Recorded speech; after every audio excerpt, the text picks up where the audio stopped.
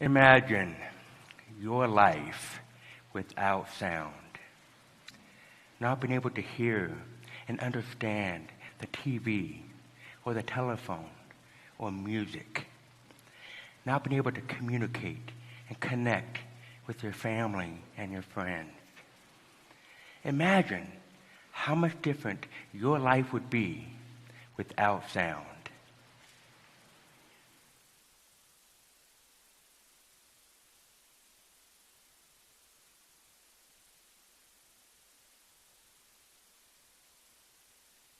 For you, it might take some imagination, but for me, I've lived it.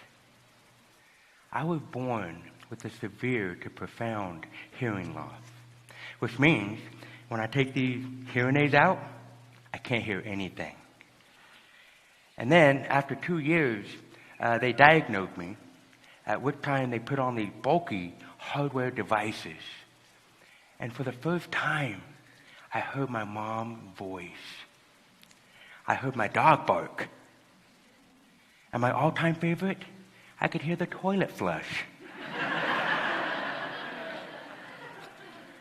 And now that I can hear, that doesn't mean that my life got any easier.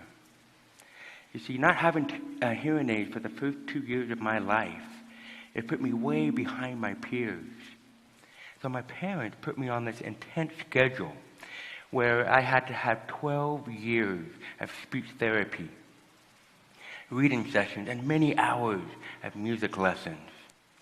I remember looking outside and watching my sibling play while I had extra lessons with my mom. I simply had to work harder than most kids.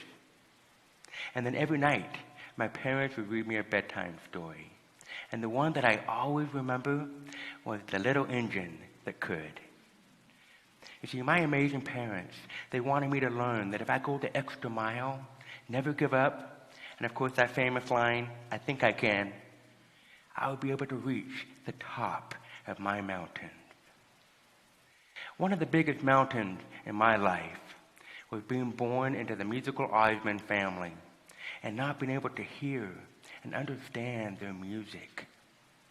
I remember one time watching my family perform to a sold-out crowd at the New York Madison Square Garden with screaming fans and flashing lights and songs blasting over the sound system.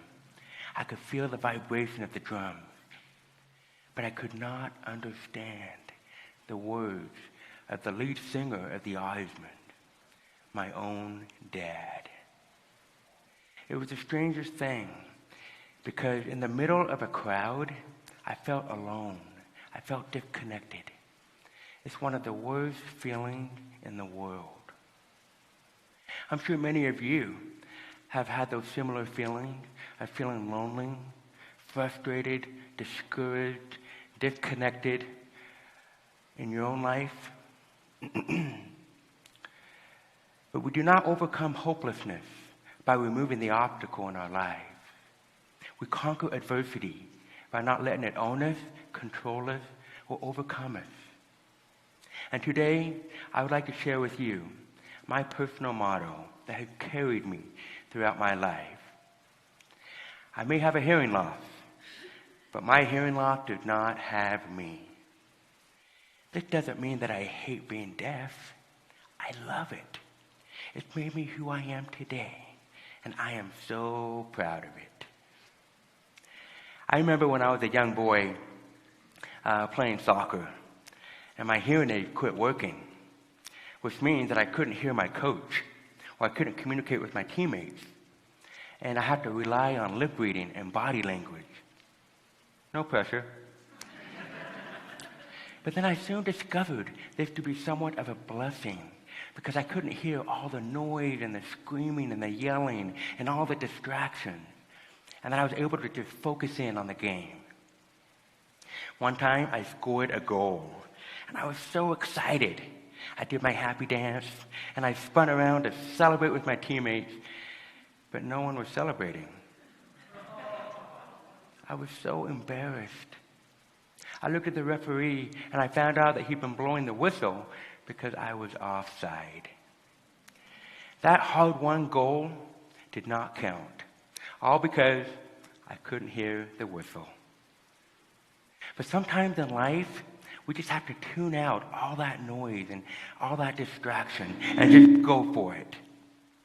Because in life, it always counts. In junior high and high school, I was bullied on a regular basis because of my hearing loss. I used to ask myself, why would I get beaten up for being different? Thank goodness I had an older brother who was an all-star linebacker for the football team who always looked after me.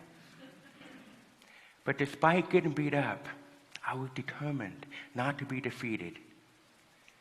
And it taught me to be more compassionate and accepting of others, even though bullying and judgment had continued throughout my life.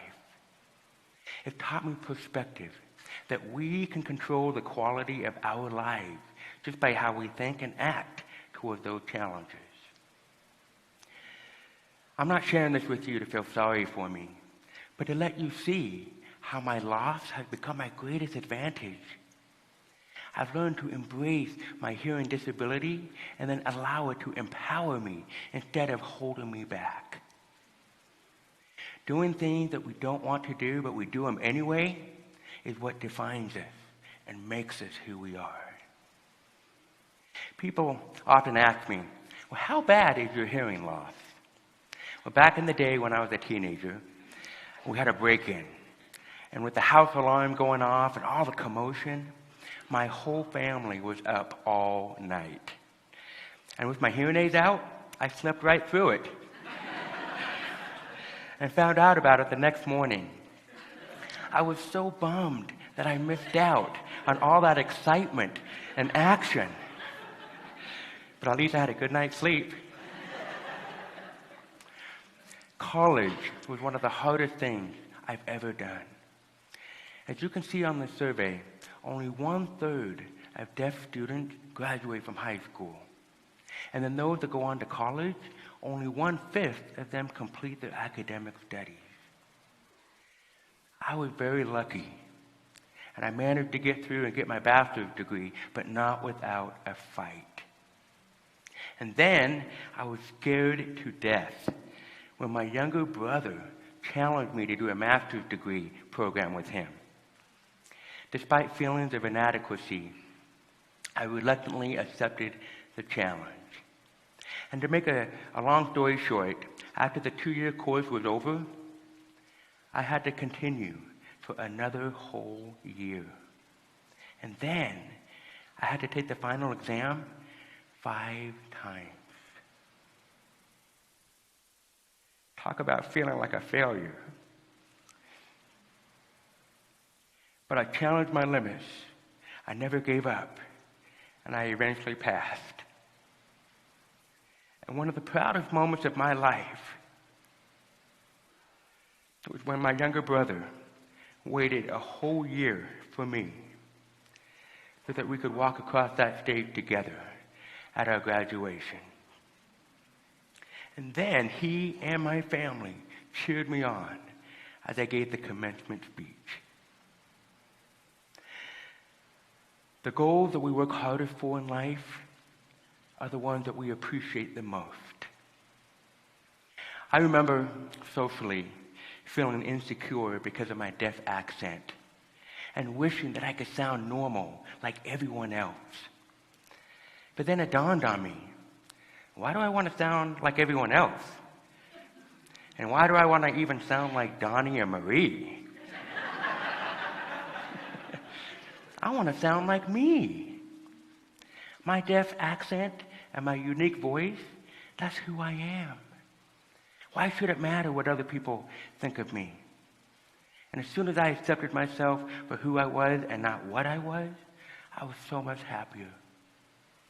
Sometimes when people hear my deaf accent, they think I'm from some other country. Or they respond by yelling or using over-exaggerated mouth movements, thinking that would help me understand. But just so you know, that doesn't help. But it does give me some entertainment. Today, I still rely on closed captions when I watch movies. I prefer music without words. I still struggle in noisy environments and loud restaurants. And sometimes I just like to turn my hearing aids off and have a nice, quiet conversation with my wife using sign language. And group conversations, they can be quite comical. Like when someone makes a funny comment, and I have absolutely no idea what they just said, but I still smile and laugh. I'll admit, I have the disability advantage. You see, I can hear whenever I want to. I can also turn them off whenever I want to. Like when I'm on a noisy airplane and I just want my peace and quiet.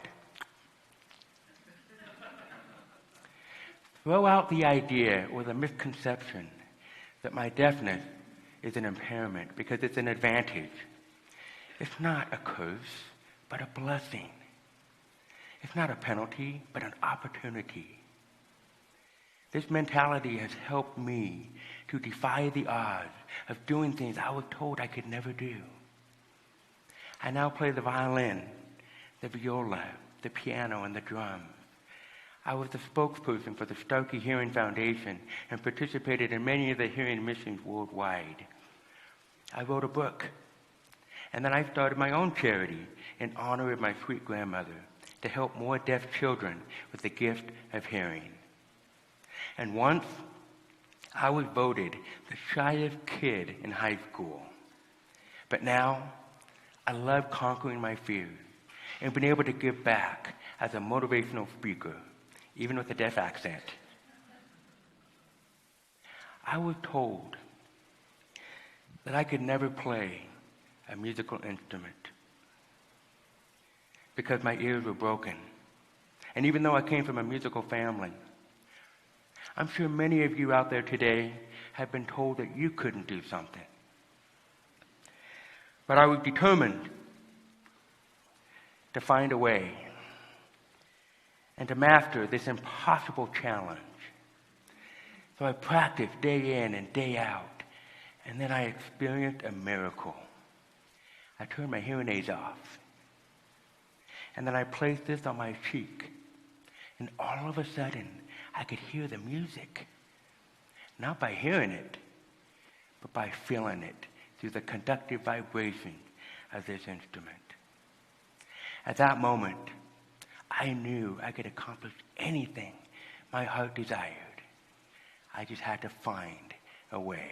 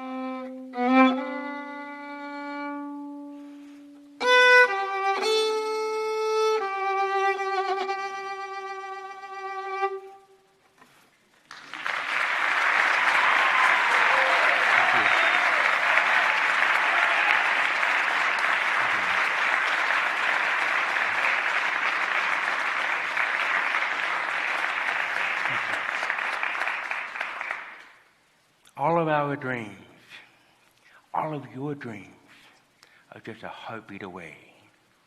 And the answers are all up to us. Will we find an excuse, or will we embrace our limitations and move those mountains and find a way? We all have limitations, but we've also got potential. And which one we embrace will determine the outcome and quality of our life. Thank you very much. Thank you.